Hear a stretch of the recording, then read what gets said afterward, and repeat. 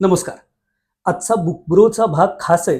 हे तुम्हाला या सेटिंगवरनं देखील माझ्या कळत असणार आहे. कारण आपण आहोत एका मोठ्या संपादकांच्या खोलीत. आणि माझ्याबरोबर आहेत आता श्रीधर लोणी सर, महाराष्ट्र टाइम्सचे पुण्याचे ते संपादक आहेत. पण एवढीच त्यांची ओळख नाहीये. मुळात ते अतिशय चांगले लेखक आहेत. आणि सरांचे आपण अनेक लेख तुम्ही मला खात्री आहे वाचले असतील महाराष्ट्र टाइम्समध्ये विशेषतः शिक्षणावरचे. म्हणजे मला सर नेहमी असं वाटलं की तुमचं पहिलं जे आता मोठं पुस्तक येईल ते शिक्षण क्षेत्रावरच्या याच्यावर येईल. बरोबर आहे. तर ते तर येऊच दे. पण आत्ता जे आधी सरांचं पुस्तक आलंय, ज्यावर आजचा बुक ब्रोचा आपण एपिसोड करणार आहोत, ते आहे हे पाकिस्तान का मतलब क्या. राजहंस प्रकाशनतर्फे नुकतंच प्रसिद्ध झालेलं हे पुस्तक अतिशय महत्वाचा मराठीतील दस्तऐवज आहे. एवढं आधी पहिल्यांदा मला नमूद करू दे. थोडीशी तुम्हाला आधी माहिती देतो या पुस्तकाविषयीची. माझी इम्प्रेशन्स काय आहेत ते आत्ताच सांगतो. कारण एकदा सरांबरोबरचा आपण संवाद सुरू केला की मला मध्ये सरांना अजिबात व्यत्यय आणायचा नाहीये. सगळ्यात पहिल्यांदा काय असतं, आपल्याला सगळ्यांना पाकिस्तान म्हणलं की आपण ओढलेच जातो त्याच्याकडे. म्हणजे इथूनच काहीतरी आहे आपल्या भारतीयांच्या मनातलं एक विरोधाभासी ऑब्सेशन असंही कदाचित आपण म्हणू शकतो. की दुसरं आता इथे युगांडा असेल तर लगेच पुस्तक काही उचललं जाईल असं नाही. अमेरिका असेल तरी लगेच उचललं जाईल असं नाही. पण पाकिस्तान म्हणलं की सगळे उचलतात. आणि मग काय लिहिलंय लेखकांनी याचं कुतूहल असतं. लोणी सरांनी एवढा अभ्यास करून हे पुस्तक लिहिलंय. म्हणजे आधी सर पहिल्यांदा हॅट्स ऑफ. माझं मनापासून मला पहिलं काय वाटलं, मला खूप आदर वाटला. पण हे पुस्तक त्या दृष्टीने मला आधी फार महत्वाचं वाटतं की एखाद्या विषयाच्या अतिशय मुळात जाऊन केलेला अभ्यास आणि तो तरीही कोरडा नसणं, तरीही त्याच्यामध्ये स्वतःची व्यक्तिगत इम्प्रेशन देखील येणं. म्हणजे अभ्यास आहे, निरीक्षणं आहेत, पण त्याचबरोबर एक स्वतःचं मत देखील आहे. आणि हे सगळं करताना सर मला सगळ्यात या पुस्तकाचं काय विशेष वाटलं सांगू, ज्याला इंग्रजीमध्ये पेडॅन्टिक म्हणतात. म्हणजे एक पॉम्पस पेडॅन्टिक टोन जो असतो की मी कसा शहाणा आहे, मला आता कसा पाकिस्तान कळलाय आणि आता मी तुम्हाला कसा शिकवतोय, असं कुठेही या पुस्तकात तुम्हाला एकाही ठिकाणी जाणवणार नाही. अभिनिवेश म्हणून अभिनिवेश. सरांचा अभ्यास इतका आहे की सरांनी आपले असे कान पकडून आपल्याला समोर बसवलं आणि सांगितलं की मी तुम्हाला आता सांगतोय तरी खरं चालेलच, इतका त्यात अभ्यास आहे.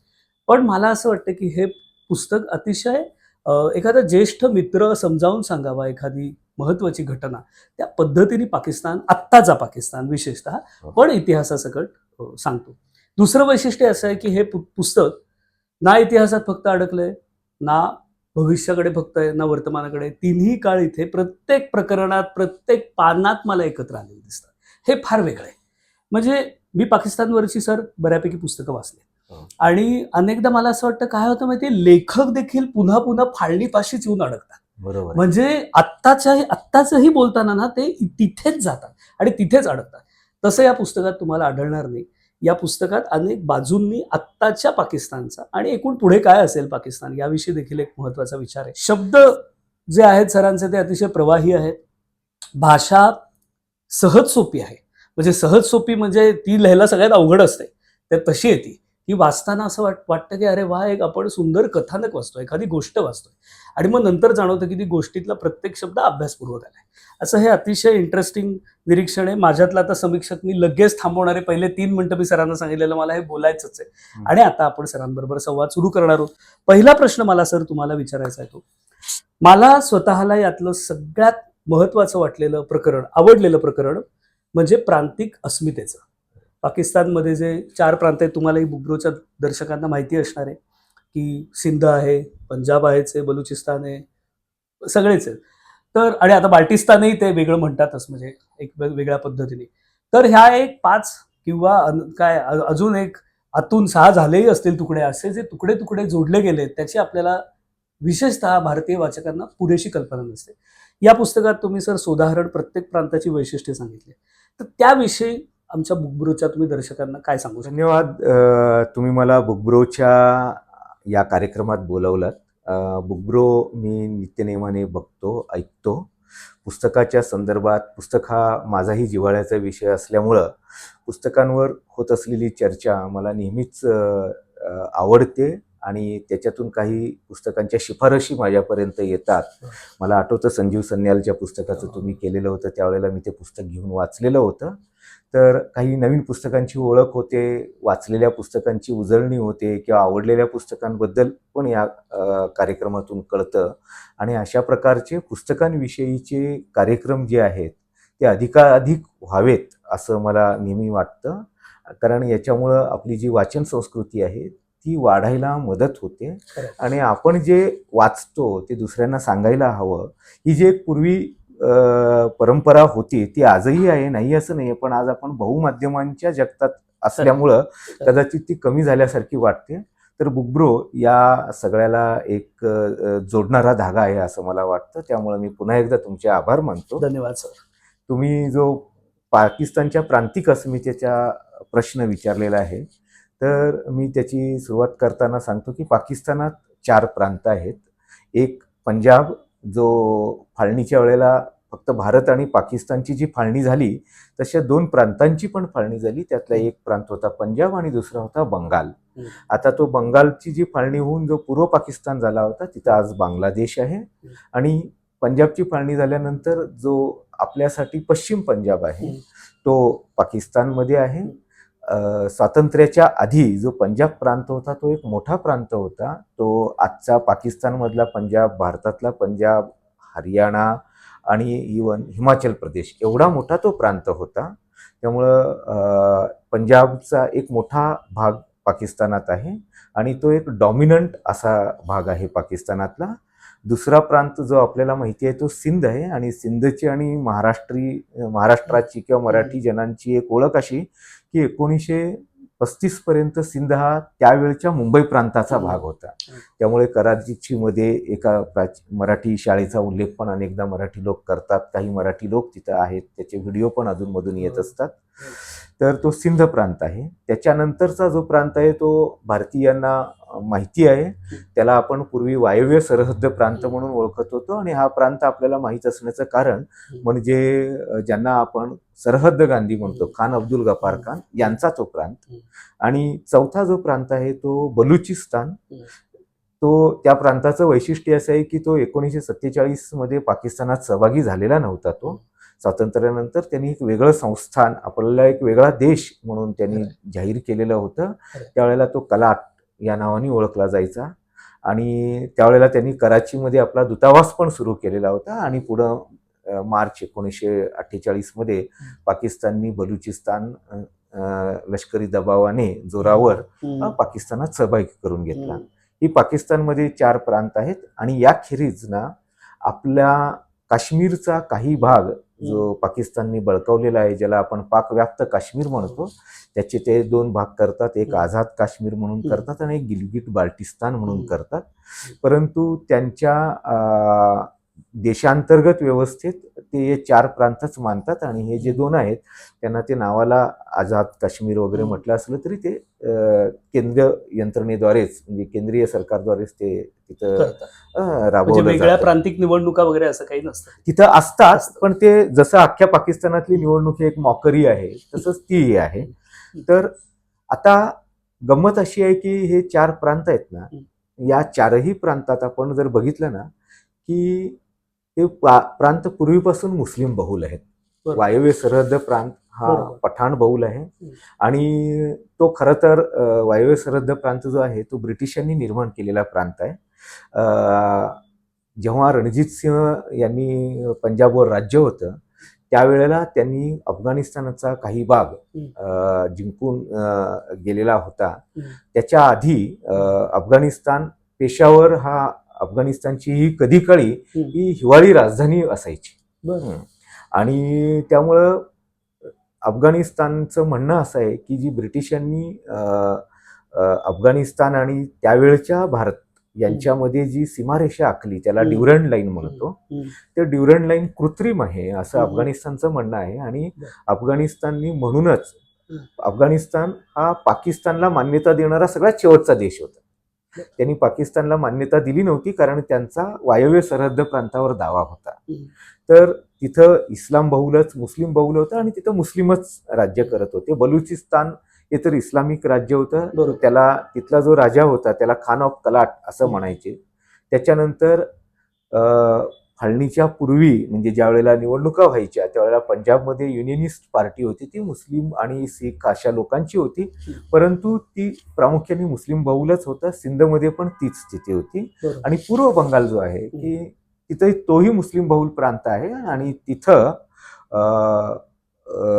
मुस्लिम लीगच्या स्थापनेची सुरुवातच तिथून झालेली आहे. म्हणजे ढाक्याच्या नवाबांनीच त्याच्यासाठी पुढाकार घेतलेला होता. तर थोडक्यात आज जिथं पाकिस्तान आणि बांगलादेश आहे ते फाळणी होवो किंवा न होवो ते मुस्लिम बहुलच राहणार होते. बरोबर. आणि स्वाभाविकच त्यामुळं मुस्लिमांचंच राज्य तिथं असणार होतं. बरोबर.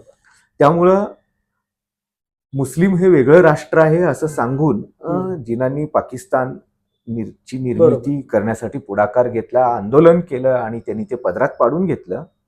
आणि हे करताना झालं काय आहे की तिथले ज्यांनी याच्यासाठी सगळा पुढाकार आणि पाकिस्तानची चळवळ केली ते प्रामुख्याने भारतातल्या म्हणजे संयुक्त प्रांत म्हणजे आत्ताचा उत्तर प्रदेश किंवा बिहार किंवा आत्ताचं महाराष्ट्र म्हणजे त्यावेळेला मुंबई प्रांत म्हणायचे इथले नेते होते. आणि ते एका अर्थाने जिथं पाकिस्तान आहे त्यांच्यासाठी परकेच होते. म्हणजे म्हणूनच त्यांना मुहाजीर असं तिथं म्हणायला गेले. आणि त्यामुळं ना आपल्याला जर पाकिस्तानवर स्थिरस्थावर होऊन पाकिस्तानचं एक चांगली घडी बसवायची असेल तर प्रांतिक अस्मिता ज्या आहेत त्या दाबल्या पाहिजेत. म्हणजे वायव्य सरहद्द प्रांत ज्याला आता पाकिस्ताननी खैबर पख्तूनख्वा असं नाव दिलेलं आहे त्यांची प्रांतिक अस्मिता किंवा बलुचिस्तानची प्रांतिक अस्मिता किंवा सिंधची प्रांतिक अस्मिता ही आपल्याला दाबायला हवी, ती सप्रेस करायची. आणि मग ती सप्रेस करायची असेल आणि पूर्वीच्या काळी म्हणजे 71 पूर्वी बंगाल्यांची बंगाली अस्मिता ही जर सप्रेस करायची असेल तर आपल्याला इस्लामचा धागा अत्यंत बळकट करायला हवा. आणि इस्लाम आहे म्हणून आपण पाकिस्तान आहोत अशी त्यांनी मांडणी करायला सुरुवात केली.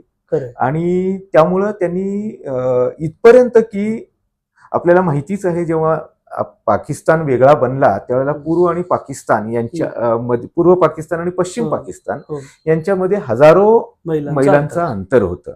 आणि तरी सुद्धा पूर्व बंगाल म्हणजे पूर्व पाकिस्तानमधील मुस्लिमांची संख्या ही पश्चिम पाकिस्तानमधल्या मुस्लिमांच्या संख्ये इतकी व्हायला लागल्यावर जिनांनी काय केलं तर संपूर्ण पश्चिम पाकिस्तानला एक युनिट मानलं आणि पूर्व पाकिस्तानला एक युनिट मानलं. आणि म्हणजे का तर पश्चिम पाकिस्तानपेक्षा पूर्व पाकिस्तान बळकट होऊ नये, वरचढ होऊ नये म्हणून. तर त्यामुळं पाकिस्ताननी प्रांतिक अस्मिता दडपण्याची सुरुवात ही तो देश अस्तित्वात आल्यापासूनच केली. आणि याच्यासाठी पुढाकार घेतला तो अर्थातच त्यावेळच्या नेत्यांनी जे भारतातून गेलेले होते आणि पंजाबींनी. कारण का तर पाकिस्तानमध्ये पंजाबींचं डॉमिनन्स खूप मोठ्या प्रमाणावर आहे. एक तर जिना आपण म्हणतो की हे मुंबई प्रांतातून आले होते परंतु जिनाचा जन्म कराची मधला. त्याच्यानंतर लियाकत अली खान असतील वगैरे हे सगळे भारतातून गेलेले होते. परंतु पाकिस्तानच्या लष्करामध्ये पंजाबी मोठ्या प्रमाणावर होते. याचं कारण असं आहे की 1857च्या उठावात पंजाबी मुसलमानांचा भाग नव्हता, सहभाग नव्हता. त्यामुळे ब्रिटिशांनी नंतर सैन्य भरती करताना पंजाबी मुस्लिमांची मोठ्या प्रमाणावर भरती केली. आणि त्यामुळं पंजाबी मुस्लिम हे जे लष्करात होते ते पाकिस्तानच्या निर्मितीनंतर पाकिस्तानचे एका अर्थाने कस्टोडियन बनले. त्यांचा लष्करशाही लष्करात वर्चस्व होताच आणि नोकरशाहीतही होता. आणि त्यामुळं ते काय करू लागले की अख्ख्या पाकिस्तानवर आपला वर्चस्व निर्माण करताना पाकिस्तानचे आपण एक पालक आहोत. म्हणजे पंजाबी लोक पाकिस्तानमध्ये असं म्हणतात की पाकिस्तानसाठी आम्ही आमची पंजाबी अस्मिता विसरलो. इतकंच नव्हे तर पाकिस्तानसाठीच्या लढण्यासाठीची जी तलवार आहे ती पण आम्हा पंजाबींची आहे. पण याला प्रतिवाद करताना सिंध किंवा बलुचिस्तान किंवा खैबर पख्तूनख्वा मधले नेते काय म्हणतात की तुम्ही पाकिस्तानसाठी पंजाबी अस्मिता विसरला असाल पण त्याच्या बदल्यात तुम्ही हळूहळू संपूर्ण पाकिस्तानचाच पंजाबिस्तान करून टाकलेला आहे. तर याच्यातून आपल्याला लक्षात येतं की काय झालेलं आहे. तर सिंध हा जो प्रांत आहे तो सिंध प्रांत हा त्याच्या नावातच सिंध आहे. आणि आपल्याला भारतीयांना इथल्या हिंदूंना हिंदू हे नाव जे अरबांकडून मिळालं त्याचं मूळ हे सिंधू आणि ती नदीच सगळी आहे. सिंधू ती संस्कृती सिंधू संस्कृती पूर्ण. आहे आणि सिंध प्रांताला हम्म. त्या सिंधू संस्कृतीबद्दल थोडीफार हम्म. म्हणजे थोडा अभिमान आहे. आहे. तो हडप्पा मोहिंजोदडोचा हम्म. पाकिस्तानला अजिबात कौतुक नाहीये. हम्म. खरं तर सिंधू संस्कृतीची पाळंमुळं किंवा हो. ज्या पहिल्या पाऊल खुणा होत्या त्या तिथं दिसल्या आपल्याला बरोबर. उत्खननानंतर. बरोबर. पाकिस्तान त्याला आपलं मानत नाही, परंतु सिंधी लोकांना ते थोडंसं त्याच्याबद्दल आपुलकी आहे. गंमत म्हणजे पहिला पाकिस्तानी कोण असा प्रश्न येतो त्यावेळेला ते मोहम्मद बिन कासिमाकडं बोट दाखवतात. मोहम्मद बिन कासिम हा तो की ज्यानं 712 मध्ये, तो अरब होता आणि तो 712 मध्ये येऊन सिंध मध्ये भांबोर नावाचं एक बंदर आहे, जिथं आत्ता ते भांबोर या नावाने ओळखलं जातं. ते प्राचीन काळी देवल म्हणून ओळखलं जायचं आणि तिथं एक राजा होता, राजा दाहीर. त्या राजा दाहीरची सत्ता होती, तो हिंदू राजा होता. त्याचा त्यांनी पराभव केला आणि तिथं त्यांनी मुस्लिम राजवट आणली आणि त्याच्यानंतर तिथं मुस्लिम धर्मांतर झालं आणि एका प्रकारे पाकिस्तानची सुरुवात झाली असं पाकिस्तान मानतो. आणि म्हणून ते मोहम्मद बिन कासिमला पहिला पाकिस्तानी म्हणतात. पण गंमत अशी आहे की तो मोहम्मद बिन कासिम तिथं 2च वर्ष राहिला आणि तो नंतर निघून गेला आणि राजा दाहीरला मात्र ते तिथं खलनायक समजतात.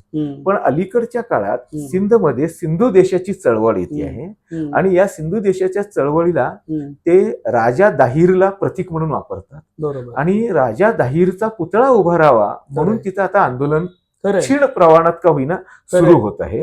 आणि म्हणजे सिंध प्रांतातील हैदराबाद मध्ये असेल किंवा आणखीन काही ठिकाणी असतील की जिथं या प्रकारचा आवाज उठतो आहे. आणि या सिंधी लोकांना पहिल्यांदा त्रास झाला म्हणजे की मुहाजिरांचा, जे भारतातून स्थलांतरित मुस्लिम गेले ते उर्दू भाषक होते. बरोबर. आणि उर्दू ही पाकिस्तानची भाषाच नाहीये. उर्दू ही अख्ख्या भारतीय उपखंडाची भाषा आहे आणि ती भारतातच जन्माला आलेली आहे. माझं तर म्हणणं आहे उर्दू ही भारतीयच भाषा आहे. अगदी या भाषेवर एक सर मला मनात आता तुम्ही सारखं बोलताना येत होतं की इस्लामचा एक धागा धरून सगळी हे त्यांनी प्रांत कधी प्रेमाने कधी आक्रमकतेने जोडून घेतले. पण पहिला तर भाषेवरनं आधी बांगलादेशची निर्मिती हे मोठं प्रत्यंतर आहे की भाषेची अस्मिता ही त्यामागे एक महत्वाचं कारण होती. एकमेव नव्हती. काही इतिहासकार जसं काढतात तसं त्याच्यामागे अनेक भौगोलिक घटना होत्या, राजकीय घटना होत्या. पण सिंध भाषेविषयी आता तुम्ही मला सांगताना आठवलं, अडवाणीजींच्या आत्मचरित्रात, लालकृष्ण अडवाणीजींच्या आत्मचरित्रात आहे की बेनझीर भुट्टो जेव्हा जेव्हा त्यांना भेटायच्या तेव्हा ते दोघं सिंधीमध्येच बोलायचे. आता हे फार मला रोचक वाटतं की खरं तर अडवाणीजींची विचारधारा आणि बेनझीर भुट्टोची विचारधारा आणि राजकीय त्यांचं सगळं जे स्वरूप हे इतकं ज्याला आपण पोलर अपोजिट म्हणू शकतो, असं दोन विरुद्ध अक्षांवरचं. पण त्यांना ते अगदी बेनझीर भुट्टो त्यांना जोक सांगायच्या आणि हसवायच्या आणि सिंधीत हसवायच्या, हे त्या आत्मचरित्रात आहे. तर मला असं वाटतं की भाषेचा एक प्रबळ धागा असतो.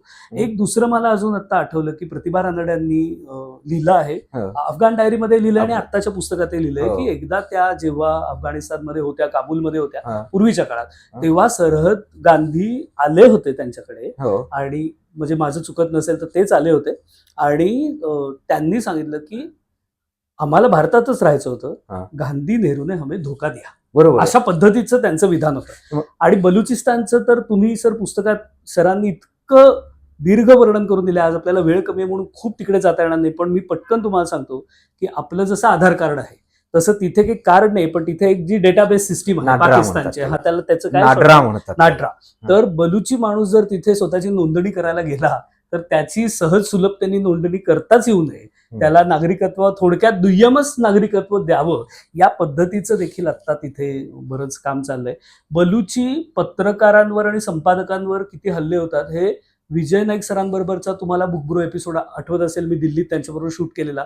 मोठे पत्रकार आहेत विजय सर, आंतरराष्ट्रीय घडामोडींवर त्यांनी अनुभव त्यांचे सांगितले होते त्या एपिसोडमध्ये की बलुची पत्रकार इथे मोकळेपणाने बोलून गेला आणि त्यानंतर तो गायब झाला. या पद्धतीचं जग जे तिथे आहे. तर मला त्यावर आता एक पुढचा तुम्हाला प्रश्न विचारावासा वाटतो की ही जी प्रांतिक अस्मिता आता तुम्ही जसं म्हणालात हळूहळू पुन्हा वर जायला लागली, पण दुसरीकडे बांगलादेशमध्ये अख्खं सर चक्र पुन्हा फिरून धर्माच्याच दिशेने आपल्याला आता गेलेलं दिसतं. बरोबर. अगदी आत्ता या 6 महिन्यातली 7 महिन्यातली जी सगळी उलाढाल आहे, तर म्हणजे आता त्यांना बांगलादेशमध्ये राजकीय दृष्ट्या त्यांना भाषेपेक्षा पुन्हा एकदा धर्म महत्वाचा आहे असं आत्ताच्या घडामोडी सगळं सांगतात. बरोबर. तर तुम्हाला त्या संदर्भात मला विचारायला आवडेल की पुन्हा एकदा बांगलादेश हा पाकिस्तानच्या जवळ जाईल का? एक तर देश काही कोणी होणार नाही ते आपल्याला माहिती आहे, पण ते पुन्हा एकदा राजकीय दृष्ट्या, भावनिक दृष्ट्या नाही म्हणते मी, राजकीय दृष्ट्या जवळ जातील का?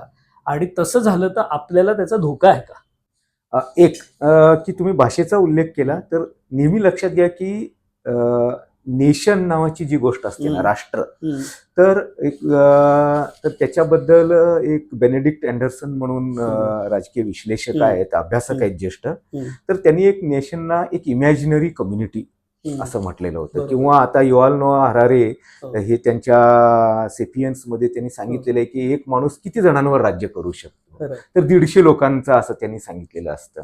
तर गंमत अशी असते ना की तुम्हाला जेव्हा नेशन बिल्डिंग करायची असते ना, तर नेशन बिल्डिंगसाठी जे ब्लॉक्स असतात त्यात भाषा हे फार मोठी भूमिका बजावत असते. एक लिंग्विस्टिक आयडेंटिटी ही सतत असतेच. म्हणजे आपली जी भाषा असते ती, आणि ती एक सबनॅशनलिझम म्हणजे उपराष्ट्रवाद जोपासत असते. त्यामुळे तुम्ही जेव्हा बेनजीर भुट्टो आणि अडवाणीजींचा उल्लेख केला ना, तर ऑब्व्हियसली ते भाषेने जोडले गेलेले आहेत. बरोबर. तर भाषा ही जोडणारी असते आणि ती किती टोकदार करायची असते आणि नेशन बिल्डिंग मध्ये कसा वापर करायचा. पाकिस्ताननी दुर्दैवाने काय केलं की त्यांनी या सगळ्या प्रांतिक आणि भाषिक अस्मिता या सप्रेस केल्या आणि त्यांनी एकच नॅशनल आयडेंटिटी आणि त्याला त्यांनी इस्लामचा आधार दिला. आता बांगलादेशचा तुम्ही उल्लेख केला तर मी तुम्हाला सांगतो की ज्यावेळेला पाकिस्तानच्या घटनासभेत घटना तयार करताना ज्या चर्चा झाल्या त्याचा काहीसा अगदी ओझरता तपशील मी माझ्या पुस्तकात दिलेला आहे. तर त्यावेळच्या बंगाली नेत्यांनी उर्दूला कसा विरोध केलेला आहे आणि त्याच्या विरोधात पाकिस्तानी नेत्यांनी बंगालीचं इस्लामीकरण कसं करण्याचा प्रयत्न केला. इतकंच नव्हे तर बंगालीसाठीची जी लिपी आहे ती भारतीय लिपींना जवळ, म्हणजे ती भारतीयच लिपी आहे, म्हणजे देवनागरीतून, म्हणजे आपल्या ब्राह्मी लिपीतूनच उगम पावलेली लिपी आहे ती. तर त्यामुळं जर बंगालचं पूर्णपणे इस्लामीकरण करायचं असेल खऱ्या अर्थाने, तर बंगाली लिपीसाठी अरबी लिपीचा, बंगाली भाषेसाठी अरबी लिपीचा वापर करावा असा सल्ला जिनांना देण्यात आला होता आणि ते मान्य करणार होते. तुम्हाला आता सांगायला हरकत नाही, आता सिंधी भाषा जी आहे ना, तर ती सिंधी भाषेसाठी कोणती लिपी आहे, तर पाकिस्तानमध्ये अरेबिक लिपी वापरली जाते. आपल्या इकडं काही सिंधी भाषक देवनागरी लिपीचा वापर करतात. पंजाबी भाषेचा उल्लेख करूयात आपण की पंजाबी, भारतातल्या पंजाबी भाषेसाठी गुरुमुखी लिपी वापरतात आणि पाकिस्तान मधल्या पंजाबी भाषेसाठी ते शहामुखी म्हणजे अरबी लिपी वापरतात. त्याला त्यांनी शहामुखी असं नाव दिलेलं आहे. भाषा एकच आहे, लिपी वेगळे आहेत. ते सिंधच्या बाबतीत, सिंधी भाषेच्या बाबतीत आहे, पंजाबी भाषेच्या बाबतीत आहे. तसंच त्यांना बंगालीच्या बाबतीत करायचं होतं, पण ते तसं झालं नाही. बंगालच्या बाबत तुम्ही विचारलेला प्रश्न आहे, तर 2 उदाहरणं देतो. एक ब्रिटिशांच्या काळातलं की जेव्हा ब्रिटिश राज्य स्थिरस्थावर झाल्यानंतर की बंगालमध्ये म्हणजे व्हाईसरायने असा निर्णय घेतला की त्यावेळेला पंतोजींच्या पण शाळा असायच्या आणि मदरसे पण असायचे.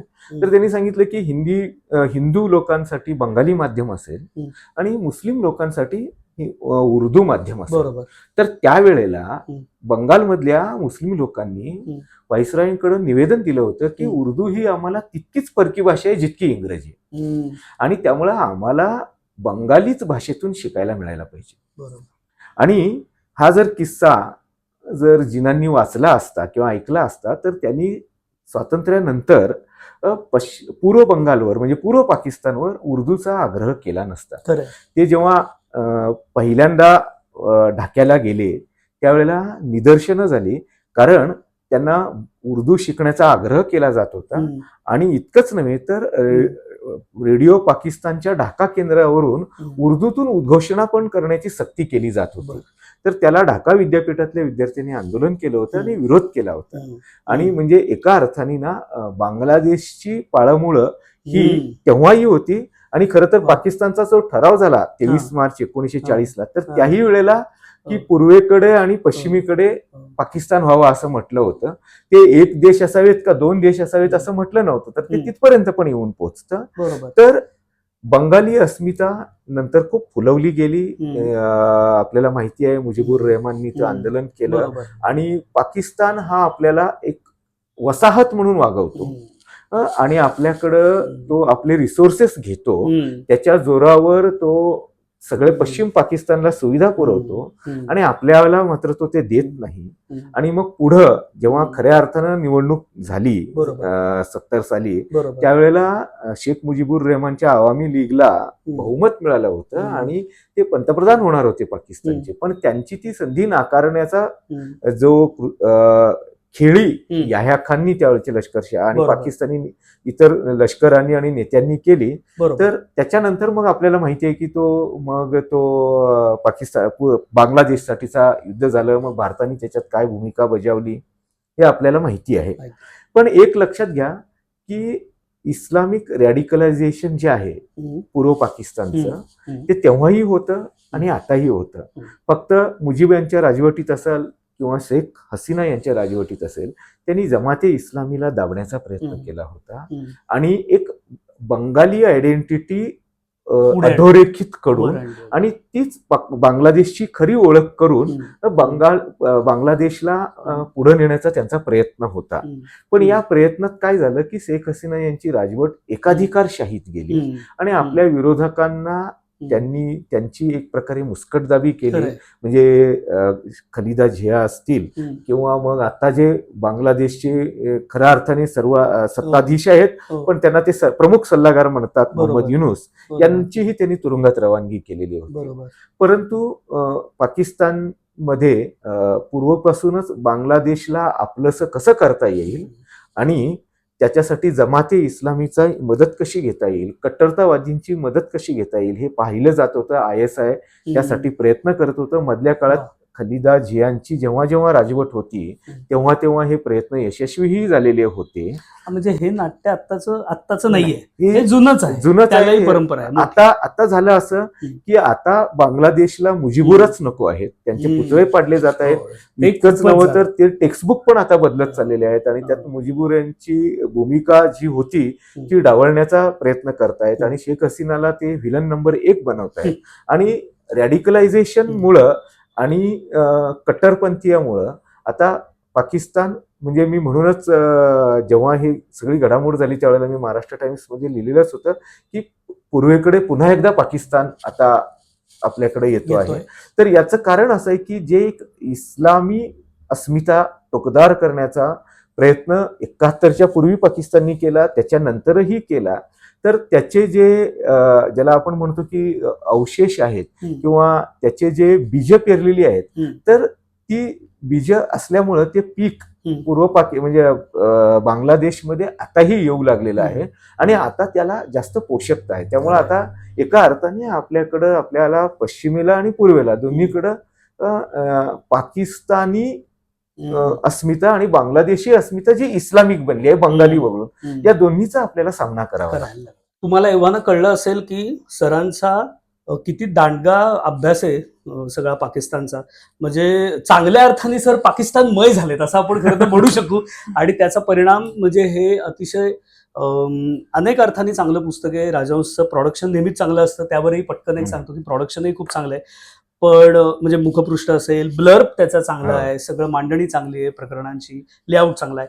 पण मला पुन्हा एकदा त्यातल्या कंटेंटवर यायचंय. काल मी जो ट्रिब्यून आहे पेपर उत्तरेत असतो, चंदीगडला असतो, दिल्लीत असतो, तर त्याच्यात वापल्ला बालचंद्रन यांचा लेख वाचत होतो, जी आता आपले पंतप्रधान मोदी आणि अमेरिकेचे राष्ट्राध्यक्ष ट्रम्प यांची जी एकत्र भेट झाली आणि त्यानंतर जी प्रेस कॉन्फरन्स झाली, तर त्या संदर्भात त्यांनी हा लेख लिहिलाय.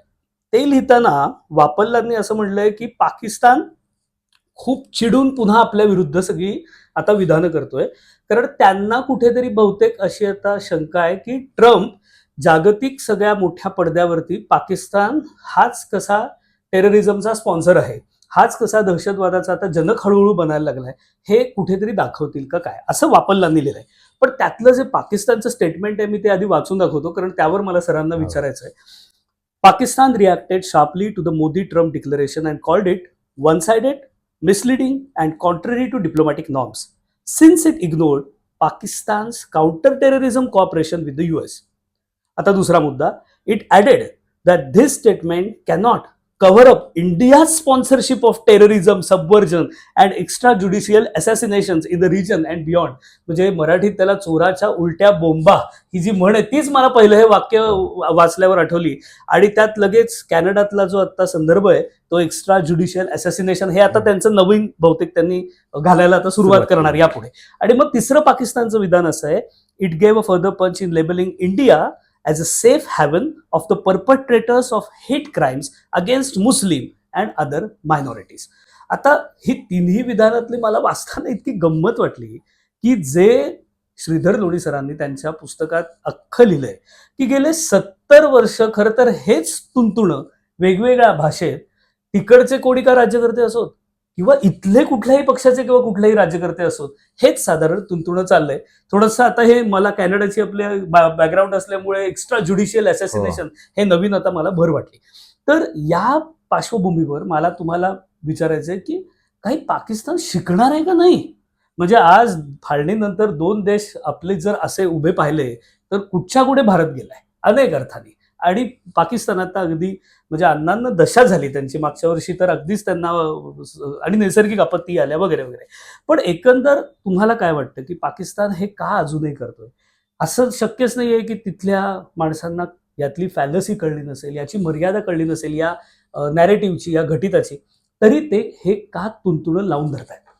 हे खरं सांगायचं झालं तर हे एक पाकिस्तानी स्टेट कॅरेक्टर आहे. ही एक प्रवृत्ती आहे आणि ही प्रवृत्ती अशी आहे की त्यांची जी स्टेटची भूमिका आहे, स्टेट म्हणजे सत्तेवर जे आहेत ते तर आहेतच, बरोबर, पण त्याच्यापेक्षाही तिथे ज्याला आपण डीप स्टेट म्हणतो म्हणजे पाकिस्तानी आर्मी, की ज्याचा मी मगाशी उल्लेख केला की ते स्वतःला पाकिस्तानचे कस्टोडियन मानतात. आणि ते कस्टोडियन म्हणजे पाकिस्तानच्या भूभागाचे रक्षण करण्यापुरतं नाहीये, तर ते पाकिस्तान या संकल्पनेचेही कस्टोडियन मानतात. तर त्याच्यामुळे मग होतं काय आहे की याचा त्यांना स्वतःला ते भारताच्या पर्स्पेक्टिव्ह मधून किंवा भारताच्या कॉन्टेक्स्ट मधूनच बघतात. म्हणजे त्यांना ते इंडो पाक यातला जो हायफन आहे तो म्हणजे त्या हायफन शिवाय आणि आधीच्या इंडो शिवाय ते स्वतःचं एक वेगळं कॅरेक्टर अस्तित्व निर्माण करण्यात त्यांना दुर्दैवाने अपयश आलेलं आहे. आणि याचं कारण असं आहे ना की जे माझ्या पुस्तकातला एक कोर गाभाच आहे की त्यांचा आयडेंटिटी क्रायसिस आहे तो, की आपण कोण आहोत, आपण वेगळे का झालो आहोत. आणि हरकत नाहीये की इस्लामचा धागा घेऊन आणि इस्लामला राष्ट्रीयत्वाचा पाया मानून त्यांनी पाकिस्तानची उभारणी केली, तर त्याच्यानंतर की वेगळं झाल्यानंतर तुम्ही पुढे जायला हरकत नाहीये, परंतु ते होताना दिसत नाही आणि ते सतत भारताच्या कॉन्टेक्स्टमध्ये बघत असल्यामुळं त्यांना एकतर इस्लाम हा धागा असूनही बांगलादेश वेगळा झाला का, तर त्यांनी प्रादेशिक अस्मिताकडे दुर्लक्ष केलं. आणि मग त्यांच्या आणि मी आधीच सांगितलं की त्यांनी सब नॅशनलिझम सप्रेस केलं आणि इस्लाम पण ते सप्रेस जेवढं कराल, जेवढं तुम्ही दाबाल तेवढं ते उसळून वर येतं. तसं त्या उसळून वर यायला लागल्यावर मग त्यांना असं वाटायला लागलं की ते पुरेसं नाहीये इस्लामचा धागा. म्हणून मग त्यांच्या लक्षात आलं की भारत हा जो आहे हा आपला शत्रू क्रमांक 1 आहे आणि तो केवळ काश्मीरमुळे आहे अशातला भाग नाहीये. तर तो याच्यासाठी आहे की भारताला आपण वेगळं झालेलं नकोच आहे. कारण का, तर ज्या वेळेला फाळणी झाली त्यावेळेला काहींची वक्तव्य होते की आज ना उद्या पाकिस्तान भारताबरोबर येईल, तो काही सर्वाईव्ह होणार नाही आहे. किंवा त्यावेळेला जे ब्रिटनचे पंतप्रधान होते ॲटली, त्यांनी त्यांच्या संसदेत भाषण करताना असं म्हटलं होतं की कदाचित हे दोन्ही देश पुन्हा एकत्र येतील. तर आपण मोठ्या मेहनतीने म्हणा, एक मोठा विद्वेष निर्माण करून म्हणा, एक ब्रिटिशांच्या मदतीने कॉन्स्पिरसी करून म्हणा, पाकिस्तान मिळवलेला आहे आणि तो असा परत आपल्या हातातून निसटू द्यायचा नाहीये. आणि तो जर निसटू द्यायचा नसेल तर भारताच्या विरोधात राहायलाच हवं. ही एक त्यांच्या इकडची भूमिकाच आहे. आणि त्याला कारण काय आहे, तर आता ते म्हणतात की काश्मीर जो आहे तो एक अनफिनिश्ड अजेंडा आहे आणि त्यामुळे आम्हाला काश्मीर घेतला तर आमच्या दोघांनीतील संबंध हे सुधारतील. पण असं आहे की तुम्ही इतकी विद्वेषाची पेरणी केलेली आहे, हो. ती काश्मीर काश्मीर समजा क्षणभर हो. हा, घेतलं त्यांच्याकडे पाकिस्तानने, असला हा. तरी ते काही सुधारणार नाहीयेत. कारण काय आहे की ती त्यांची वृत्तीच नाहीये. नाही. कारण त्यांना इस्लाम आणि भारत विरोध या हो. दोन्हीवरच त्यांनी पाकिस्तानची निर्मिती केलेली हो, आणि ते आहे. काश्मीर घेतले की पुढे त्यांना जुनागड हवं असं हा, वाटायला असं लागलं. काहीतरी म्हणजे असेल, असंच म्हणजे होईल there ते, is हा. no end. हो, end. आणि काश्मीरचं भारतातलं विलिनीकरण हे पूर्णतः वैधानिक पद्धतीनं आणि लोकेच्छेनी झालेलं आहे. या लोकेच्छेनी कारण की त्यावेळेला तिथं जो एक प्रबळ पक्ष होता नॅशनल बरोबर. कॉन्फरन्स, बरोबर. शेख अब्दुल्ला आणि नंतर हो. आता फारुख अब्दुल्ला किंवा आता हो. उमर अब्दुल्ला, हो. तर हे तिथले लोकांना रिप्रेझेंट करणारे होते आणि ते भारतात आहेत. बरोबर. तर त्याच्यामुळं ना जे काश्मीरच्या मुद्द्यावर पाकिस्तान भूमिका मांडतो ती हा केवळ त्यांचं फ्रस्ट्रेशन आहे एक. आणि दुसरं असं की त्यांनी काश्मीरच्या मुद्द्यावरून भारताबरोबर युद्ध जी छेडली, त्या सगळ्या युद्धात त्यांना पराभव पत्करावा लागला. आणि मग त्याच्यानंतर त्यांनी छुपं युद्ध छेडलं, जे आजतागायत चालू आहे ते मुंबईवरचा हल्ला, दहशतवादी भारतात पाठवून करणं. तर पाकिस्ताननी इस्लामी अस्मिता टोकदार करताना त्याचं जे काउंटर प्रोडक्शन आहे ते जिहादी आहेत. ते जिहादी आणि त्याच्यातून दहशतवादी, जे अफगाणिस्तानातलं सोव्हिएतच्या विरोधातलं युद्ध असेल की त्यावेळेला त्यांनी जिहादींना प्रशिक्षण करून तिथं पाठवलं आणि सोव्हिएतचं माघार घेतल्यानंतर ते जे आले, जर सोव्हिएतला आपण माघारी घेऊ शकलो, घ्यायला लावलो, तर मग काश्मीरमध्ये पण तसंच करता येईल. म्हणून मग त्यानंतर मग काश्मीरमध्ये दहशतवादी हल्ले सुरू झाले. तर पण त्यांच्या हे लक्षात आलं नाही की सोव्हिएत हा परकी शक्ती होती अफगाणिस्तानातली. काश्मीरमध्ये भारत ही परकी शक्ती नाही आहे. काश्मीर हा भारताचा एक अविभाज्य आणि अखंड असा भाग आहे आणि त्यामुळं तिथं त्याचं पूर्णपणे भारतीय भूभाग आहे आणि त्यामुळं तिथं त्यांना ते यश येणारच नव्हतं, आलंच नाही. पण त्याच्यामुळं काय झालं की एक त्या भारताला काश्मीरमध्ये अस्थिर करण्याचा त्यांनी प्रयत्न केला आणि खूप मोठ्या प्रमाणावर दहशतवादी हल्ले केले. आणि नंतर मग हळूहळू भारत त्या हल्ल्याला वर मात करायला शिकला. काउंटर टेररिझम ऑपरेशन सुरू केले भारताने आणि त्याच्यानंतर भारताने एक आंतरराष्ट्रीय राजकारणात, ज्याला आपण इंटरनॅशनल, आपण एक डिप्लोमसी म्हणतो, आजकाल त्याला एक इंटरनॅशनल कम्युनिटी म्हणतो, त्याच्यात दहशतवादाचा मुद्दा ठामपणे मांडायला लागला. आणि जेव्हा केव्हा कोणत्याही देशांमध्ये, मग भारत अमेरिका असो किंवा भारत फ्रान्स असो, भारत ब्रिटन असो, यांच्या द्विपक्षीय चर्चेत सुद्धा भारत दहशतवादाचा मुद्दा आणू लागला. मग तो ब्रिक्स परिषदेत पण आणू लागला. त्याच्यानंतर इतर जे आहेत, जसं की शांघाय कोऑपरेशन कमिटी आहे, तर तिथंही ते हे आणू लागला. आणि त्यामुळं आता जे ट्रम्प आणि मोदी यांची जी शिखर परिषद, यांची जी चर्चा झाली, त्या चर्चेतल्या याच्यात दहशतवादाचा मुद्दा आहे आणि हा मुद्दा आल्यामुळं पाकिस्तान चवताळलेला आहे. त्यामुळे तो विधान आहे की हे दहशतवादाचं म्हणतायत. आणि दुसरा मुद्दा त्यांचा असाही आहे की भारत आणि अमेरिका यांच्यात एक मिलिटरी कोऑपरेशन जे होणार आहे पुढच्या 10 वर्षामध्ये, जे नवं तयार होतंय, ते नवं वाढतं आहे. भारत पूर्वी सोव्हिएत रशियाकडून आणि नंतर रशियाकडून शस्त्रास्त्र घेत आलेला आहे. फ्रान्सकडूनही घेतोय आणि आता तो अमेरिकेकडून पण मोठ्या प्रमाणावर घेणार आहे. तर आता त्यामुळे ते म्हणतात की ही शस्त्रास्त्र तो का घेतो आहे. आता भारताचं एक डिफेन्सच्या बाबतीत एक सुंदर विधान आहे. ते असं आहे की if you desire peace then prepare for war. तुम्हाला जर शांतता हवी असेल तर युद्धाची तयारी करा. तर आपल्याला धोका चीनपासून आहे, त्यामुळे चीनच्या विरोधात डेटरन्स हवा असेल तर हे हवंच आहे शस्त्रास्त्र. आणि पाकिस्तान पासून पण डेटरन्ससाठी शस्त्रास्त्र हवे आहेत. तर आता पाकिस्तानचं म्हणणं आहे की चीन इतका मोठा आहे की चीनच्या विरोधात भारत युद्ध लढू शकत नाही, लढला तर हरेल. पण पाकिस्तानच्या विरोधात तो युद्ध लढला तर पाकिस्तान हरण्याची भीती पाकिस्तानला वाटते. मग ते काय म्हणतात की नाही, मग आमच्याकडे अणुबॉम्ब आहे. मग आता ते हे याच्यात ते काय करतात की मग इतकी शस्त्रास्त्र घेऊन भारत काय करतोय, असं एक नवीन नॅरेटिव्ह ते करत आहेत. आणि याचं कारण असं आहे की पाकिस्तान हा दहशतवादाचा जे भारत म्हणत आहे की केंद्रस्थानी आहे, तर ती वस्तुस्थिती आहे.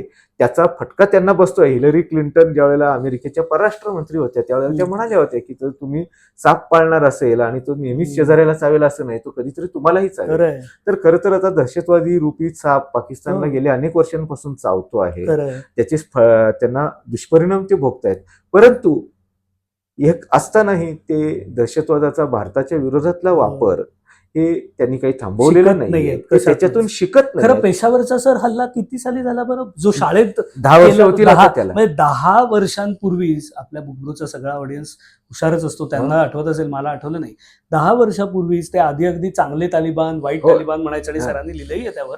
तर त्यांनी त्यांच्या पेशावरच्या शाळेत जेव्हा बॉम्बस्फोट पहिला झाला हा. आणि त्यानंतर अनेक हल्ले झाले, तरी यांना अजून शहाणपण नाही. मला सर तुम्ही सगळं सांगितल्यावर काय वाटलं माहितीये एकदम, की एखादा जो ॲडोलेसंट टीनेजर मुलगा असतो वयात आलेला, त्याच्याकडे शक्ती आलेली असते अंगात, पण वैचारिक परिपक्वता नसते, आणि तो सारखा मग असा सगळ्यांवर, घरच्यांवर, दाच्यांवर चिडचिड करत राहतो. तसा कुठेतरी पाकिस्तान आत्ताही, म्हणजे हे त्यांचं विधान हे अतिशय टीनेजर टाईपचं विधान आहे. म्हणजे याच्यात टॅक्टिकल देखील मला आढळलं नाही काही विशेष. हे जे ते विधान करतात ना, तर तो त्यांचा एक ऑप्टिक्स आहे. त्यांना एक ग्लोबल ऑडियन्स पण आहे, शिवाय इंटरनल ऑडियन्स पण आहे. आणि तिथं काय होतं की मी माझ्या पुस्तकात त्याच्यात नमूद केलेलं आहे की एक डॉक्ट्रिन ऑफ पॅरिटी आहे. म्हणजे स्वातंत्र्यापूर्वी मुस्लिम लीगचं म्हणणं काय होतं की जरी आम्ही लोकसंख्येने 30% असलो तरी आम्हाला हिंदूंच्या बरोबरीने माना आणि सत्तेत आणि नोकऱ्यांमध्ये तेवढा वाटा द्या. मग खरं तर आता पाकिस्तान वेगळं झाल्यावर ह्या डॉक्ट्रिन ऑफ पॅरिटी लॅप्स व्हायला हवा होता, संपायला हवा होता. पण मग त्यांनी आता भारताबरोबर बरोबरी करायची आहे त्यांना.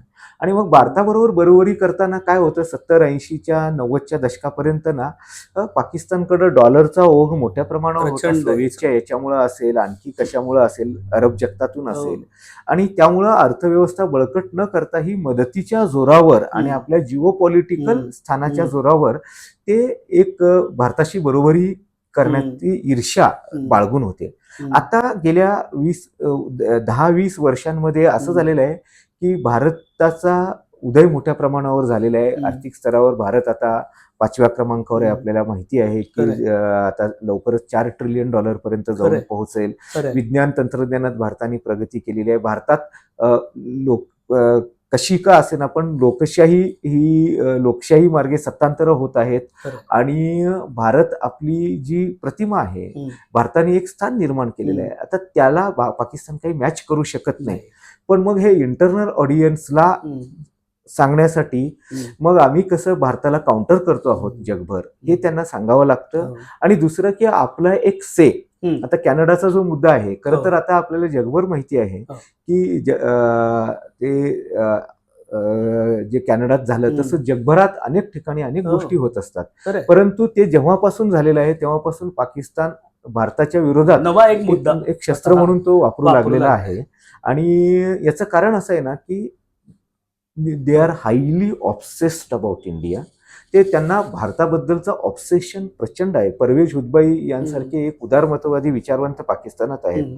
ते त्यांचं एक पाकिस्तानचं पुस्तक अलीकडेच गेल्या वर्षी आलेलं आहे. तर त्याच्यात ते असं म्हणतात की त्यांना कोट करून मी माझ्या पुस्तकात म्हटलेलं आहे की आता पाकिस्ताननी भारताचं ऑब्सेशन दूर करायला पाहिजे.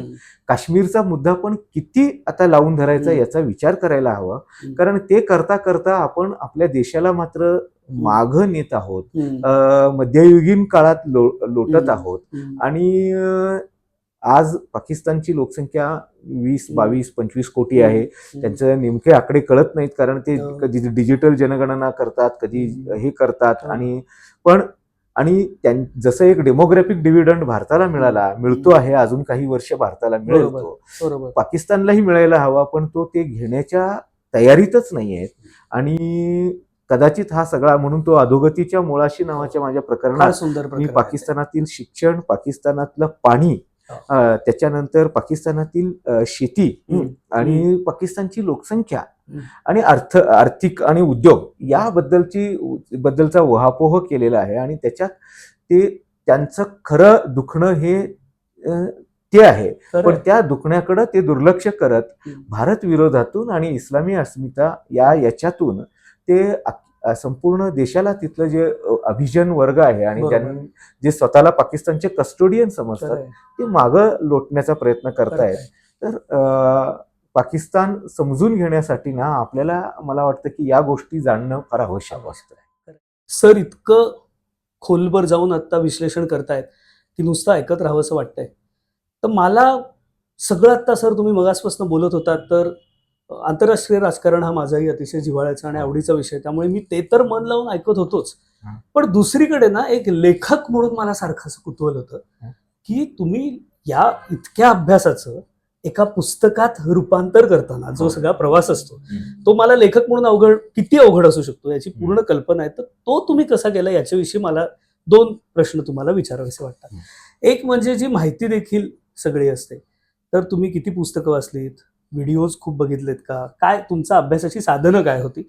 आणि दुसरा मला प्रश्न असा आहे की तुम्ही नुसते लेखक किंवा कुठल्या तरी विद्यापीठामधले प्राध्यापक असतात तर कदाचित तुम्ही त्या लायब्ररीत बसून अभ्यास केला असतात वगैरे, पण तुम्ही मोठी एक तुमची पत्रकारितेची कारकीर्द आहे, आत्ता तुम्ही संपादक आहात आणि त्यामुळे त्या एक जागेचा एक प्रिव्हिलेज असाही असतो की चौफेर नजर तर असतेच संपादकांची कुठल्याही, पण मुळात काही काही वेळा इन्सायडर गोष्टी माहिती असतात, म्हणजे ज्या कदाचित थेट तुम्हाला पुस्तकात उतरवता आल्या नसते, पण इम्प्रेशन आपलं व्हायला, आपलं अर्थनिर्णय करण्यासाठी त्याचा कधी कधी उपयोग होतो. तर असं झालं का? मी खरं तर आभार मानतो, कारण पुस्तकाची निवडीची जी प्रक्रिया आहे ना, पुस्तक लेखनाच्या याची जी प्रक्रिया आहे ना, ती अर्थातच कुठल्याही लेखनाच्या पुस्तकाच्या निर्मितीच्या प्रक्रियेत ज्या अडचणी येतात किंवा ज्या आपल्याला बाळंतपणाच्या वेदनांमधून जावं लागतं ते जावंच लागतं. पण ना की मुळात मला हे पुस्तक लिहावं असं कधी वाटलं तर पाकिस्तानबद्दल आपण खूप आधीपासून वाचत असतो, हे करत असतो. पण मी एक साधारणतः 5-6 वर्षांपूर्वी ना मुबारक अली नावाच्या पाकिस्तानचे एक इतिहासकार आहेत, तर त्यांचं मी पुस्तक वाचलं, Pakistan in search of identity. ते पाकिस्तानच्या आणि इस्लामी आयडेंटिटीच्या इतिहासावर आधारलेलं पुस्तक होतं आणि पाकिस्तान आपल्या अस्मितेची पाळंमुळं कुठं आणि कसं शोधतो आणि हे शोधताना त्यांची दृष्टी किती आणि कशी रसव होत गेली हे त्या पाकिस्तानी इतिहासकारांनी खूप चांगल्या प्रकारे मांडलेलं होतं आणि मला ते खूप आवडलं. मी माझ्या अनेक मित्रांना ते पुस्तक रेकमेंड केलं आणि त्याची PDF आवृत्ती इंटरनेटवर मोफत उपलब्ध आहे, त्यामुळे मी ते अनेकांना शेअर पण केलं ते पुस्तक. आणि मग त्याच्यानंतर मला गोडी निर्माण झाल्यावर मी आलो हुसेन हक्कानींच्या पुस्तकांकडं. हुसेन हक्कानी हे पाकिस्तानचे राजदूत होते अमेरिकेतील, विद्वान आहेत, अभ्यासक आहेत चांगले, आणि त्यांनी Pakistan between mosque and military, त्याच्यानंतर रिइमॅजिनिंग पाकिस्तान यांसारखी पुस्तकं लिहिलेली आहेत आणि अतिशय परखडपणे त्यांनी पाकिस्तानातल्या इतिहासावर नजर टाकलेली आहे आणि पाकिस्तान हा एक रॅडिकलायझेशनच्या दिशेने गेल्यामुळं कसा त्याला फटका बसतो आहे याचं त्यांनी विवेचन केलंय. ते वाचताना मग मी हुसेन हक्कानींची ही पुस्तकं वाचल्यावर मग मला लक्षात आलं की आपण असेच काही पाकिस्तानी लेखक शोधू. आणि किंडलचं एक बरं असतं की तुम्ही जेव्हा काही पुस्तकं वाचायला लागतात त्यावेळेला तो सजेस्ट करतो की ही पुस्तकं या विषयावरची आहेत. मग मला इश्तियाक अहमदांची पुस्तकं मिळाली. इश्तियाक अहमदांनी जिनांवर एक खूप मोठं जवळजवळ 750-800 पानांचं पुस्तक आहे, ते लिहिलेलं आहे आणि अतिशय सुंदर पुस्तक आहे. कारण मी जिनांवरचं एक मला आवडलेलं पुस्तक आहे, ते मी साधारणतः 2002-03च्या सुमारास वाचलं होतं. ते स्टॅनले ओलपार्ट यांनी लिहिलेलं पुस्तक आहे, जिना ऑफ पाकिस्तान म्हणून. ते अमेरिकी लेखक आहेत, पण ते पाकिस्तानमध्ये टेक्स्टबुक सारखं त्याचा वापर करतात. आणि जसं गांधीजींवर आपल्या इकडं सिनेमा आला होता 80च्या दशकात, तसं मगाशी जो मी म्हटलं डॉक्ट्रिन ऑफ पॅरिटी, तसं पाकिस्तानला वाटलं की जिनांवर पण असं सिनेमा व्हायला हवं. आणि तसं कोणी दिग्दर्शक तयार नाही झाल्यावर तर त्यांनी स्वतः आमंत्रण देऊन एक सिनेमा काढून घेतला. तर त्याच्यासाठी या पुस्तकाचा त्यांनी आधार घेतलेला होता, स्टॅनले ओलपार्टच्या जिना ऑफ पाकिस्तानचा. बाय द वे, स्टॅनले ओलपार्ट हे भारतीय उपखंडावरचे मोठे भाष्यकार आहेत. त्यांनी नेहरूंवर, गांधीजींवर पण पुस्तकं लिहिलेली आहेत. तर ते पुस्तक मला आवडलेलं होतं. पण मग मी नंतर इश्तियाक अहमद यांचं जे जिनांवरचं पुस्तक वाचलं ना, तर त्यात खूप इन्साइट्स दिसल्या. त्या इतके परखडपणे त्यांनी एका ठिकाणी असं लिहिलंय आहे की भारतातले जे नेते होते, म्हणजे गांधीजी असतील, नेहरू असतील किंवा टिळक असतील किंवा आणखीन कुणीही, तर हे नेते तर होतेच, ते स्वतःही विचारवंत होते. त्यांनी पुस्तक निर्मिती केलेली आहे, ग्रंथ निर्मिती केलेली आहेत. आपल्याला माहिती आहे नेहरूंनी तुरुंगात राहून पुस्तक निर्मिती केलेली आहे, टिळकांनी केलेली आहे, इव्हन मौलाना अबुल कलाम आझादांनी केलेली आहे. परंतु ना, जिनांनी त्यांच्या आयुष्यात एकही पुस्तक लिहिलेलं नाहीये. मला हे माहिती नव्हतं, परंतु मी जेव्हा इश्तियाक अहमदांचं पुस्तक वाचलं तर त्यावेळेला मला हे लक्षात आलं. खूपच इंटरेस्टिंग निरीक्षण आहे. हा. आणि खरंच जिना अतिशय हुशार, पण म्हणजे पुस्तक तर सहज लिहू शकले असते. म्हणजे त्यांना काय अभिप्रेत आहे. आजही पाकिस्तानमध्ये ही चर्चा होते की जिना जर जिनांना जर आयुष्य जास्त लाभलं असतं तर आजचा पाकिस्तान असा झाला असता का, आणि मग जिनांना काय अभिप्रेत होतं याचं त्यांच्या भाषणांच्या आधारे अर्थ लावण्याचा प्रयत्न करतात. पण पुस्तक नाही.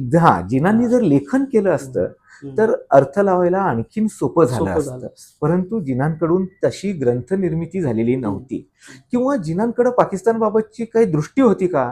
तर आता या पुस्तकात मी निकोलस बेवर्ली यांचा उल्लेख केलेला आहे की निकोलस बेवर्ली हे ब्रिटिश पत्रकार, लेखक, नाटककार होते की त्यांनी जिनांची मुलाखत घेतली 1943-43-44 सुमारास. आणि त्याच्यात त्यांनी जिनांना प्रश्न विचारला होता की बाबा पाकिस्तान ठीक आहे, तुमची आयडिया आहे आणि ते झालं तर त्याला तुम्ही ते कसं राबवणार, त्याची काही ब्ल्यूप्रिंट आहे का. तर त्याच्यात त्यांनी उत्तर दिलं की त्याला काही ब्ल्यूप्रिंटची गरज नाहीये. एवढंच त्यांनी उत्तर दिलं की the Muslims are a nation. तर त्यामुळं ना की हे जे इन्साइट्स मला मिळाले, किंवा मी या पुस्तकाच्या जे ओपनिंग प्रकरण आहे पहिलं, त्याच्यात मी एक लेखकाचा उल्लेख केलेला आहे पाकिस्तानी, की एक साहब म्हणून आहेत, ते पाकिस्तानी ब्युरोक्रॅट होते आणि लेखक होते.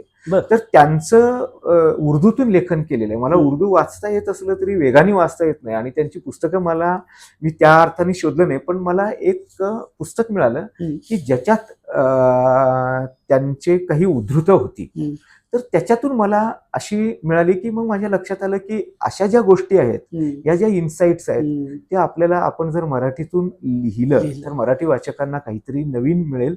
आणि त्यामुळं मी प्रामुख्याने माझे जे रिसोर्सेस आहेत ते पाकिस्तानी लेखक घेतले. के अजीज असतील किंवा आयेशा जलाल असतील. आयेशा जलाल यांनी जिनांची खूप मोठ्या प्रमाणावर वकिली केली आहे, आणि विशेष म्हणजे इश्तियाक अहमद यांनी त्याला प्रतिवाद केलेला आहे. म्हणजे हे दोन्ही पाकिस्तानी लेखक आहेत.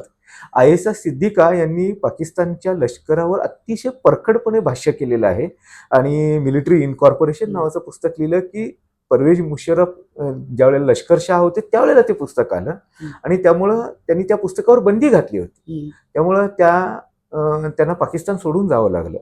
किंवा फरजाना शेख आहेत, त्यांचं मी पुस्तक वापरलं. किंवा मगाशी मी उल्लेख केला परवेज उदबाईंचा, त्यांचा एक हारून खलीद म्हणून पाकिस्तानी पत्रकार आहे, त्यांनी पाकिस्तानच्या मायनॉरिटीजवर, म्हणजे हिंदू, ख्रिश्चन यांच्यावर एक पुस्तक लिहिलेलं आहे. तर अशी जी पुस्तकं आहेत मेन पाकिस्तानी लेखकांची, याच्यातून एकच सांगतो, आपण बिल्डिंग मधल्या गल्लीतल्या आपल्या लोकांची सहज, पवार, भावे, हे ते अशी समजा नावं घ्यावीत, असं सर सगळ्या पाकिस्तानी लेखकांची आता नावं घेत आहेत, इतके ते त्यात आहेत. सर साधारण किती पुस्तकं वाचली असतील तुम्ही? नाही, असं काही मी आकडा सांगू शकत नाही, पण एक रफली ना एक 80-90 पुस्तकं मी या गेल्या 3-1 वर्षांमध्ये या पुस्तकाच्यासाठी मी रेफर केली. आणि त्यातली निवडक अशी जी यादी आहे तीच मला वाटतं 40-1 पानं पुस्तकांची आहे. आणि त्यातलं जे दुसरं मी विचारलं होतं फक्त की तुम्हाला इन्सायडर असे काही कोणाचे टिप्स मिळत गेले का, आत्ताच असं नाही, पूर्वापार, किंवा एक अंदाज तुमच्या पत्रकारितेमुळे वेगळा काही त्याचा फायदा झाला का हे पुस्तक लिहिताना? मला पत्रकारितेचा खूप फायदा झाला. कारण काय झालं की मी एकतर ना पत्रकारितेत आल्यावर सुरुवातीच्या काळात डिफेन्स बीट करायचो. मला माहित नव्हतं. आम्ही डिफेन्स बीट करायचो, आणि मी 1997 साली डिफेन्स करस्पॉन्डंट कोर्स केलेला आहे. तो रक्षा मंत्रालयातर्फे घेतला जातो. मी मगाशी जे एक विधान केलं ना, if you desire peace then prepare for war, हे वाक्य मी पहिल्यांदा वाचलं ते विशाखापट्टणमला, जे आपलं भारताचं पूर्वेचं नाविक तळ आहे, म्हणजे नेव्हल हेडक्वार्टर आहे, तर तिथल्या सभागृहात मी वाक्य वाचलं, आणि मला ते इतकं आवडलं ना की तर त्यामुळं, आणि लष्करी अधिकाऱ्यांशी बोलण्याची संधी मिळायची, आणि त्याच्यातून त्यांच्या चष्म्यातून मला पाकिस्तान कळायचा. डॉन नावाचं पाकिस्तानी वृत्तपत्र मी फिजिकल कॉपी पहिल्यांदा 1997 मध्ये इथल्या मिलिटरी इंटेलिजन्सच्या लायब्ररीत मला बघायला मिळालेली होती. आणि मग नंतर वेबसाईट्स वगैरे सुरू झाल्यावर मग त्यांच्या वेबसाईट्स वाचायला गेलो. त्याच्यानंतर आपले जे विद्यापीठात असतील, जे परिसंवाद होतात, किंवा अनेक पाकिस्तानी म्हणजे मला आठवतं की एक पाकिस्तानी त्या आता नाव मला पत्रकार किंवा पत्रकारच लेखिका? आहेत. आता मला नाव त्यांचं आठवत नाही. बरं. ते 4-5 वर्षांपूर्वी गेल्या. बरं. तर त्या आमच्या ऑफिसमध्ये आलेल्या होत्या. हम्म. त्यांच्याशी बोलताना त्या म्हणालेल्या होत्या की काय फरक दिसतो. तर ते म्हणाले की पीपल टू पीपल तर काहीच नाही. जेवढं भारतीय लोकांना पाकिस्तानींबद्दल उत्सुकता आहे, कुतूहल आहे आणि लोकांच्या बद्दल स्नेहभाव आहे, तेवढंच पाकिस्तानी जनतेला भारतीयांबद्दल आणि भारताबद्दल उत्सुकता, कुतूहल आणि आहे. म्हणजे आपल्याला मराठी माणसांना अटक बद्दल एक कौतुक आहे किंवा उत्सुकता आहे किंवा तक्षशिला विद्यापीठाबद्दल आपण भावनिक होतो. कारण त्याच्यानंतर अटकचा किल्ला मी मध्यंतरी, तुम्ही व्हिडिओचा उल्लेख केला, तर मी मध्यंतरी पानिपतांवर शेजवलकरांनी लिहिलेलं पुस्तक वाचत होतो. तर त्या पुस्तकाच्या सुरुवातीच्याच प्रकरणात ते 1939 मध्ये अटकच्या किल्ल्यात गेले होते आणि त्या अटकच्या किल्ल्याचं वर्णन त्यांनी केलेलं होतं. ते बघून मला उत्सुकता झाली की आता आपल्याला काही पाकिस्तानात जाता येणार नाही सहजपणे. तर अटकचा किल्ला कसा आहे म्हणून मी युट्यूबवर चेक केलं, तर एका पाकिस्तानी व्हिडिओ ब्लॉगरनी त्या किल्ल्याचं वर्णन केलेलं होतं आणि किल्ला दाखवला होता. म्हणून मी आपली काय दुधाची तहान ताकावर या पद्धतीने मी तो किल्ला बघितला. तर आपल्याला हे जसं कुतूहल आहे तसं त्यांना आपल्याबद्दल आहे. आता आजकाल तर पाकिस्तानी व्लॉगर्स खूप झालेले आहेत आणि ते भारताबद्दल रिॲक्शन्स व्हिडिओ करतात. भारतीय लोक पाकिस्तानबद्दल रिॲक्शन्स व्हिडिओ करतात. त्यामुळे एका अर्थाने ही एक तंत्रज्ञानाने सुविधा उपलब्ध करून दिलेली आहे. पण या सगळ्यातून एक पाकिस्तान जाणून घेण्यास निश्चितच मदत झाली मला. क्या बात आहे. सामान्य माणसांचा आत्ता सरांनी एक फार महत्वाचा विषय केला. माझा एक स्वतःचा सर व्यक्तिगत अनुभव सांगतो. माझं हिम्मत रख म्हणून हिंदी गाणं आहे, इन्स्पिरेशनल सॉन्ग आहे आणि झी म्युझिक कंपनीतर्फे तुम्ही पाहिलं असेल कदाचित, ते आलंय आणि बऱ्यापैकी गाजलेलं आहे. तर त्याच्या ऍक्च्युली ते काही भारत देशात विषयीचं किंवा असं नाहीये, पण आम्ही हिमाचल प्रदेशमध्ये ऍक्च्युअल ट्रेकिंग करत ते शूट केलेलं गाणं आणि सगळ्यात शेवटी आम्ही 10-11 हजार फुटांवर जाऊन जो सगळ्यात शेवटचा सीन आहे तो ड्रोन कॅमेरा येतो आणि माझ्या हातात मोठा आपला भारताचा ध्वज असतो. असा मी तो म्हणजे हलवतो आणि माझी सगळी आसपास ती टीम असते गाण्यातली, असं ते आहे. तर सगळं झाल्यानंतर आमच्या एका मुंबईच्या मीडियामधल्या काम करणाऱ्या एका माणसाचा मला मेसेज आला की पाकिस्तान में भी हिट हो गया. म्हटलं पाकिस्तान में हिट हो गया म्हणजे आता युट्यूब तर कोणीही बघू शकतं, हे झालंच. तर तो म्हणाला नाही वो नाही, वैसे नाही देखते. तर ते डाउनलोड काय कुठल्या पद्धतीने आजकाल कॉपी मारतात तशी करून तो जो शेवटचा सर सीन जो होता जिथे मी फक्त भारताचा झेंडा हलवतो, तर तो ब्लर केला होता झेंडा. ठीक आहे, कारण बाकी तर गाण्यात काही कुठे शब्द वेगळे नव्हते, त्यामुळे त्यांना इन्स्पिरेशनल सॉन्ग म्हणून ते आवडत होतं. आणि मग मला इंस्टाग्रामवर अचानक अशा रिक्वेस्ट पडायला लागल्या आणि त्यात मेसेज यायला लागले. ते खरेच अनेक पाकिस्तानी लोकांचे मला आले की खूप चांगलं आहे, हे आहे. बरं ते म्हणजे ते उर्दूत लिहित असतील तरी ते लिहित होते रोमन लिपीतच, त्यामुळे मला ते हिंदीच्या जवळ असल्यामुळे कळतच होतं काय ते नक्की लिहितात ते.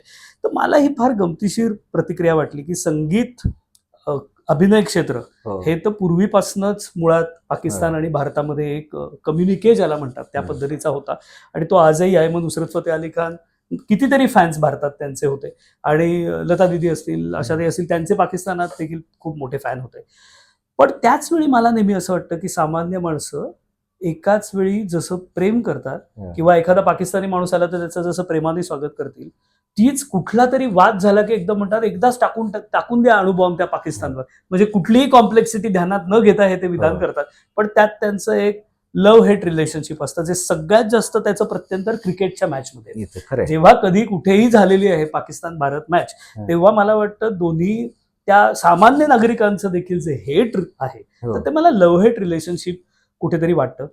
या पार्श्वभूमीवरती आता आपण पुढे जाऊया. एक मला शेवटचे एक 2 छोटे प्रश्न तुम्हाला विचारावेसे वाटतात. आता आपल्याला सर हा शेजार आहे पाकिस्तान, हा काही तुर्तास भूगोल बदलण्याची शक्यता मला दिसत नाही. म्हणजे माझा जो काय अभ्यास आहे, लोक बरंच काय काय बोलतात, भारतात तर अखंड भारतापासून पाकिस्तानचे 4 तुकडे करा इथपर्यंत सगळं असतं, पण नजीकच्या भविष्यात इतका लगेच भूगोल बदलेल असं मला वाटत नाही. तर हा जो आपला शेजार आहे, या शेजारच्या माणसाचे, या शेजारच्या देशाचे सगळे गुणदोष तुम्ही या पुस्तकात फार चांगल्या पद्धतीने वर्णन त्याचं केलंय, त्याचं अभ्यासाधारित विश्लेषण केलंय. मला शेवटचा हा प्रश्न आज विचारावा असं वाटतो की आता आपल्याला शेजारी कळला, नाव व्हॉट्स नेक्स्ट?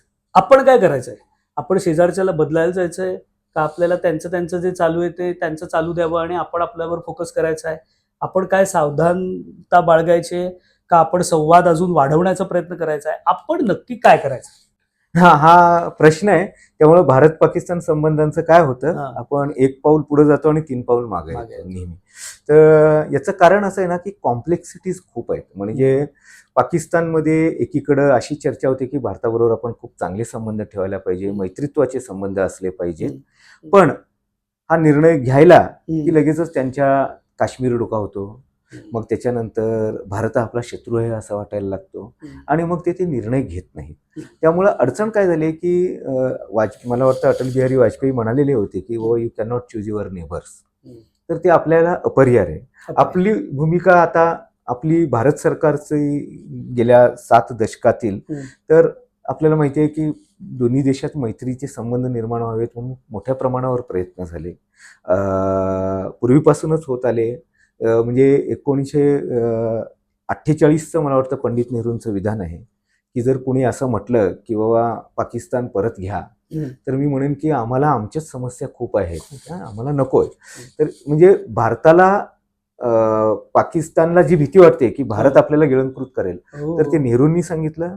1999 मध्ये 98-99 मध्ये जेव्हा वाजपेयी पंतप्रधान असताना अटल बिहारी वाजपेयींनी जेव्हा लाहोरला बस यात्रेला गेले त्यावेळेला त्यांनी मिनारे पाकिस्तानला भेट दिली. मिनारे पाकिस्तानला भेट देणारे ते पहिले भारतीय पंतप्रधान होते. आणि त्या कृतीतून काय दाखवून दिलं तर पाकिस्तानचं अस्तित्व आम्हाला मान्य आहे, पाकिस्तान घेण्याचा आमचा काही हेतू नाही. हा, उलट त्यांनी काय केलं तिथल्या कट्टरपंथीयांनी की ते मिनारे पाकिस्तान धुवून काढलं का, तर एक भारतीय पंतप्रधान तिथं आला म्हणून. तर हे कॉम्प्लेक्सिटीज आहेत. म्हणजे इव्हन मोदींची जेव्हा पहिली टर्म होती 1914 साली, त्यांनी आपल्या शपथविधीला सर्व सार्क देशांच्या पंतप्रधानांना प्रमुखांना बोलवलेलं होतं आणि त्याच्यानंतर ते अगदी सरप्राइझिंगली ते लाहोरला गेलेले, पाकिस्तानला गेलेले होते नवाज शरीफच्या वाढदिवसाच्या निमित्ताने. म्हणजे त्यांनीही तो इंटेंट दाखवला होता की आम्हाला भारताला मैत्री हवी आहे. अगदी त्याच्यात 1 मिनिट फक्त व्यत्यय करतो कारण ती व्यक्तिगत आठवण एक, मी त्या शपथविधीला होतो स्वतः, त्यावेळी एक 6-7 देशांचे पंतप्रधान होते. तर मी तुम्हाला सगळ्यांना सांगतो की काय भारत असतो, तर जेव्हा पाकिस्तानचे पंतप्रधान आले आणि अनाउन्समेंट झाली तेव्हा सगळ्यात जास्त टाळ्या पडल्या. मी कधीही विसरणार नाही. म्हणजे आपला सगळा इतिहास गृहीत धरून देखील त्या शपथविधीच्या वेळी मला ते फार स्ट्रायकिंग वाटलेलं. आणि सॉरी मी पुन्हा, पण हे फार महत्वाचं गोष्ट आहे की आपली जी अर्ज आहे, थोडक्यात काय तर आपला इंटेंट तोच आहे की एक नॉर्मल शेजाऱ्यासारखं त्यांनी वागावं. पण तो जसं हुसेन हक्कानी म्हणतातच की तो एक ॲबनॉर्मल देश आहे, त्यामुळे तो नॉर्मल सारखं तो जरा नॉर्मल वागायला लागला असं वाटेपर्यंत, आपला जरा कॉन्फिडन्स तयार होईपर्यंत, म्हणजे लाहोरला बसयात्रा नेली, त्याच्यानंतर काही दिवसातच कारगिल लागला. इनफॅक्ट त्याचं कारस्थान लाहोर यात्रा चालू होती त्याच वेळेपासून शिजत होतं. मोदी शरीफांना भेटायला गेले, त्याच्यानंतर काय झालं तर पठाणकोट झालं. तर त्यामुळं पाकिस्तान हा दुर्दैवाने एक रिलायबल असा शेजारी नाहीये त्याच्या. आणि त्यांनी जे दीर्घकाळ द्वेषाची पेरणी केलेली आहे, विद्वेषाची, आणि तिथले जे कस्टोडियन म्हणून घेणार आहेत त्यांना खरंच भारताबरोबर सख्य हवा आहे का, हा प्रश्न. तर मी म्हणून म्हटलं पाकिस्तानचं ते कॅरेक्टर आहे. तर अशा परिस्थितीत आपण काय करू शकतो, तर तेच की एकतर भारताने सतत सावध आणि भूमिका घेणं आणि पाकिस्तानला कुठल्याही प्रकारची धिटाई, ज्याला आपण म्हणूयात की ते करू न देणं, म्हणजे दुस्साहस जर केलं तर त्याची त्यांनी मोठी शिक्षा भोगता येईल असं करणं. आणि डेटरन्स तर आपल्याला हवाच, त्याच्याशिवाय पर्याय नाहीये.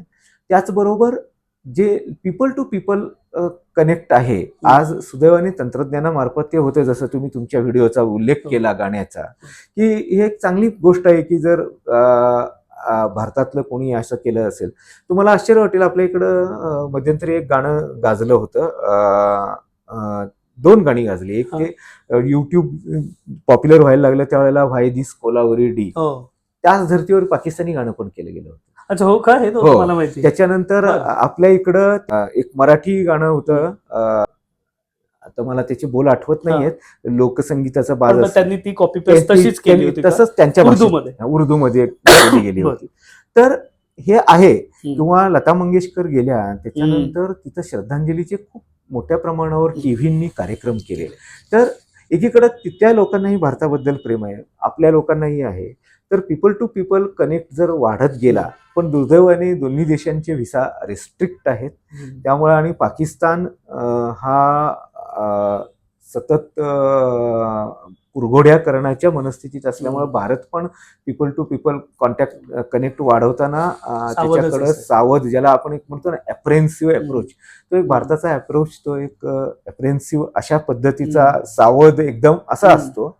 तर पण मला असं वाटतं की कधीतरी एक रिअलायझेशन होईल पाकिस्तानमध्ये, कदाचित जर खूप उदार विचार करणारे वाढले. रियालिटी तर आहे, पाकिस्तान हा एक वेगळा देश आहे, भारत हा एक वेगळा देश आहे, ही रियालिटी मान्य करून जर दोन्ही देशांमध्ये जर नेत्यांमध्ये काय आहे की नेते खाजगीत, म्हणजे ज्याला आपण म्हणतो की बिहाइंड द सीन, हे कदाचित खूप प्रेमाने वागत असतील, बरोबर, पण त्यांचे पॉलिटिकल कंपल्शन्स आहेत, कॉन्स्टिट्युएन्सीज ऍड्रेस करायचे आहेत, त्यामुळे तो विद्वेष वाढवत आहेत.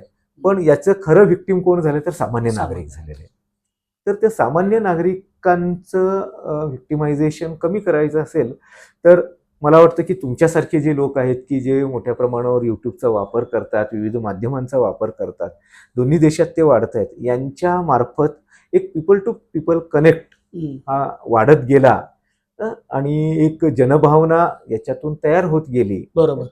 पण आता याच्यातूनही जर काही दोन्ही बाजूच्या युट्यूबर्सनी विद्वेषच वाढवला तर त्याची परिणती जी आहे तीच, जी दोन्ही बाजूच्या स्वयंसेवी संस्था, समाज माध्यमातील तुमच्यासारखे सक्रिय असलेले लोक, आम्ही पारंपरिक माध्यम आहोत, आम्ही आमच्या माध्यमातून ते करतच असतो, पण आज समाज माध्यम सर्व लोकांपर्यंत पोहोचलेला असल्यामुळं, हातात आल्यामुळं आणि तिथं त्यांना व्यक्तही होता येत असल्यामुळं मला वाटतं की एक काय आहे, खूप निगेटिव्ह असं न देता पॉझिटिव्ह राहायला काय हरकत नाहीये.